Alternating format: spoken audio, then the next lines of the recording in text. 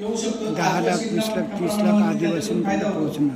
हे सगळं झालं देणे समाजाच्या या कार्यक्रमामुळे आणि पुणेकरांनी, कारण हा प्रोजेक्ट जो आहे आम्ही सगळ्या मोठ्या लेवलवर सगळ्या वेगवेगळ्या ठिकाणी प्रेझेंट केला होता, पण या इंटलेक्च्युअल प्रोग्रामला किंवा रिसर्चला कम्युनिटीने ज्या पद्धतीने मदत केली पुण्यातल्या विशेषतः, ती बाकी आम्हाला कुठेही मिळाली नाही आणि त्यामुळे आम्ही ही मजल गाठू शकलो.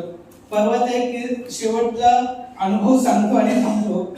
आम्ही सर 7 वर्ष झालं पुण्यामध्ये ऑफिससाठी प्रयत्न करतोय, कारण आमचं CSR ला कम्युनिकेशन करण्यासाठी पुण्यामध्ये ऑफिस असणं आणि आमची सगळी जी काही भाषा तज्ञांची आणि टेक्नोक्रॅटची टीम आहे ती पुण्यामध्ये, त्यामुळे आम्हाला किमान 8 ते 10 दिवस महिन्यातले पुण्यात राहायला लागतं आणि त्यासाठी आम्हाला पुण्यात ऑफिस हवं होतं. मागच्या वर्षी अनेक ज्येष्ठ नागरिक आम्हाला जॉईन झाले होते, फक्त ऑफिस नाही म्हणून आम्ही त्यांना सामावून घेऊ शकलो नाही किंवा त्यांच्याबरोबर काम करू शकलो नाही.